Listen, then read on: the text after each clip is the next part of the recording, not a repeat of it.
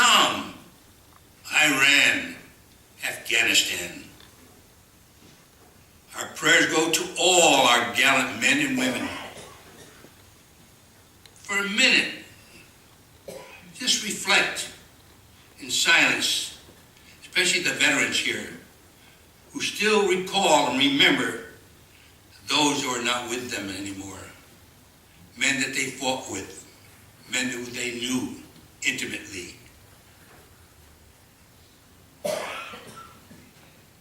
And we pray the good Lord grant us his love and peace on this Veteran Day celebration. We were with our brothers in life, and we are one with them today in memory.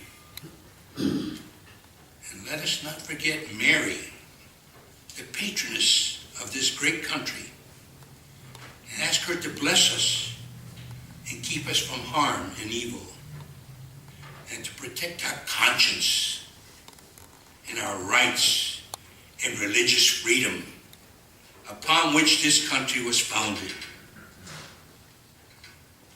Mary Immaculate, Virgin our Mother, patroness of our land, we honor and give ourselves to you. Wrap your mantle of protection around each one of us and all our fellow citizens. Protect us from all harm and evil, and bless our veterans who are still fighting in all parts of the world for our freedom. In conclusion, let us never forget all our veterans and all the wars, and let us thank them. I'd like to thank you all for coming. I'd like to thank the South Vietnamese military veterans, the Catholic War veterans, and the Knights of Columbus for attending this Mass. And I'd also like to read the names of the bricks that have been donated since our Veterans Day ceremony on November 11th. First of all, we have Father Vincent Capandano. He was lieutenant in the U.S. Navy. He received the Medal of Honor in Vietnam, 1967. His brick was donated by Knights of Columbus, Assembly 107, Councils 11077 and 12615.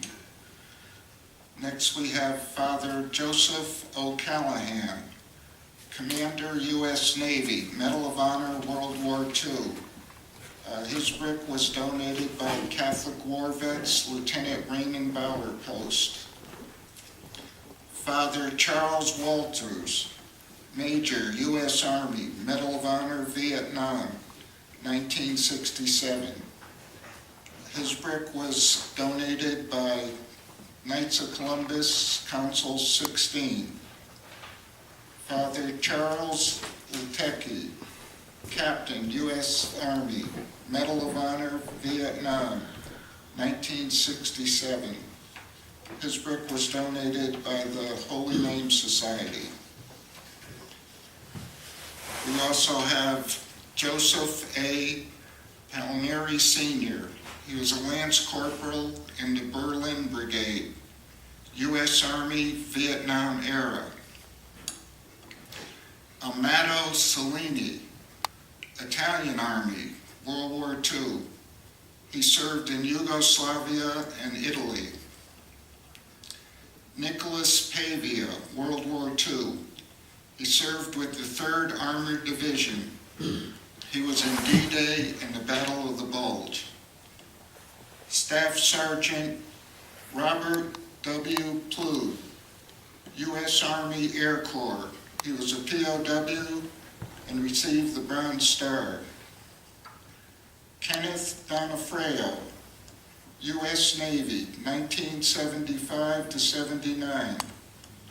He served on the USS Enterprise. Now we'll have South Vietnamese Navy veteran Qua Lee read the names of the Vietnamese veterans that were donated this time. Say, the name of some Vietnamese general who sacrificed to the South Vietnamese. And you can find, in English, in the church bulletin, Thiếu tướng Phạm Văn Phú 1929-1975 là tư lệnh quân đoàn 2 vùng 2 chiến thuật của quân lực Việt Nam Cộng Hòa, là một trong 5 tướng lãnh đã tự sát trong sự kiện 30 tháng 4 năm 1975. Thiếu tướng Nguyễn Khoa Nam 1927-1975, tư lệnh quân đoàn 4 vùng 4 chiến thuật của quân lực Việt Nam Cộng Hòa, một trong 5 tướng lĩnh đã tự sát trong sự kiện 30 tháng 4 1975.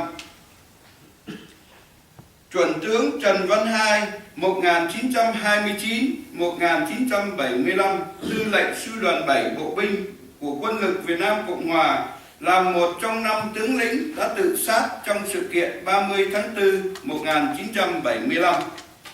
Chuẩn tướng Lê Văn Hưng 1933-1975, tư lệnh phó quân đoàn 4 vùng 4 chiến thuật của quân lực Việt Nam Cộng Hòa, là một trong 5 tướng lĩnh đã tự sát trong sự kiện 30 tháng 4 1975. Chuẩn tướng Lê Nguyên Vĩ 1933-1975, là tư lệnh sư đoàn 5 bộ binh của quân lực Việt Nam Cộng Hòa, là một trong 5 tướng lĩnh đã tự sát trong sự kiện 30 tháng 4 năm 1975. Và sau cùng là trung sĩ bộ binh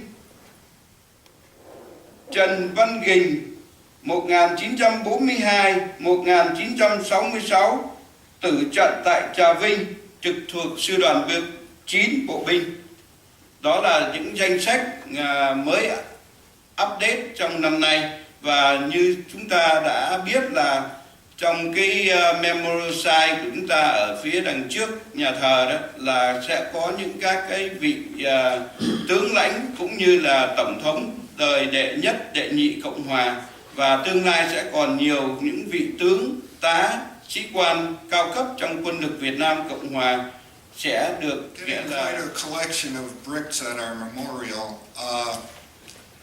A 4x8 brick, it's impossible to put everything on there that these veterans went through, whether they were in peacetime or wartime.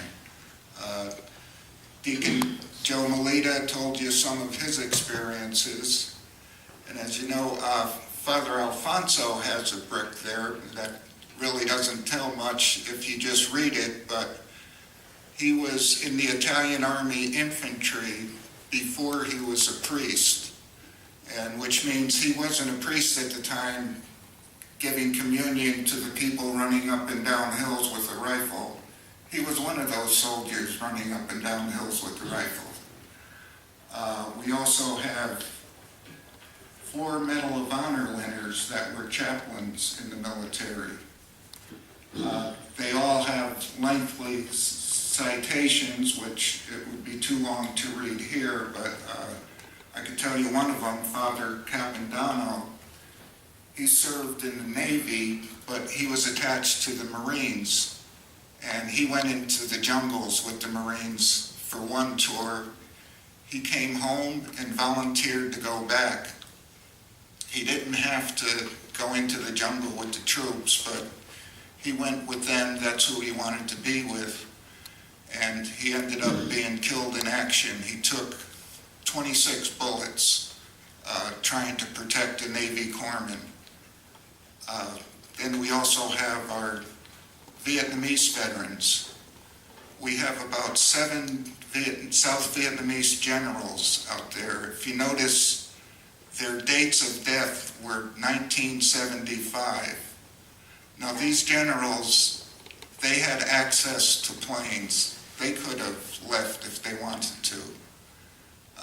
They decided to stay and die in Vietnam rather than leave. And then we also have one person who sticks out. I Googled it, Colonel Ho Ngoc Khan. He was 14 years old when he joined the South Vietnamese Army.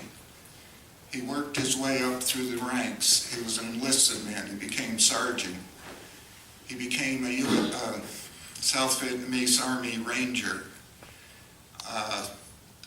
eventually attaining the rank of colonel. On April 30th, when South Vietnam fell to the communists, he continued fighting on. It was the day after the war was over that he was finally captured. He didn't surrender, he just ran out of ammunition. His last request was he wanted to be in full South Vietnamese Army uniform and salute the South Vietnamese flag before he was executed. The communists didn't grant his request. They just put him in front of a firing squad and executed him. That's just a little history of some of the bricks we have there. As I said before, a 4x8 brick is pretty small to put everything on there that all these veterans went through. Carrying the wreath will be Walter Stosh.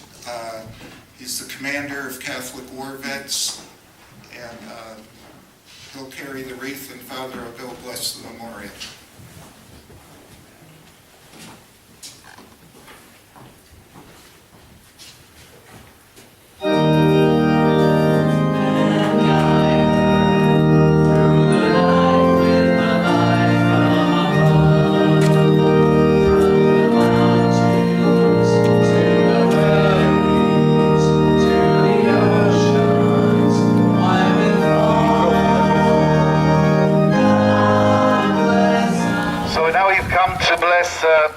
The memorial for the veterans.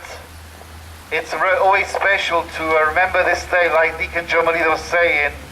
It's a day to remember all those that have given their life to this country, and also for Vietnam, and for all those that have died, those coming from the war veterans of Italy, and all the others in the world that we are remembering today.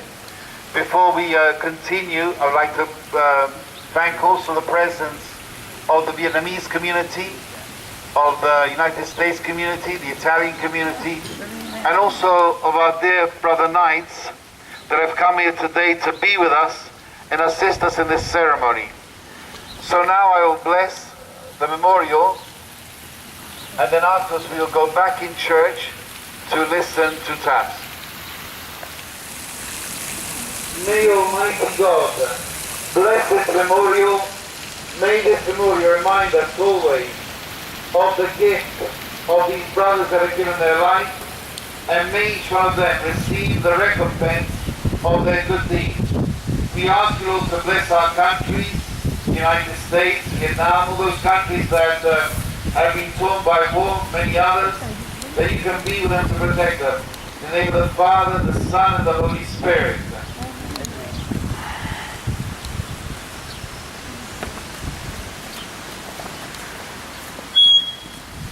Now we go back in church again.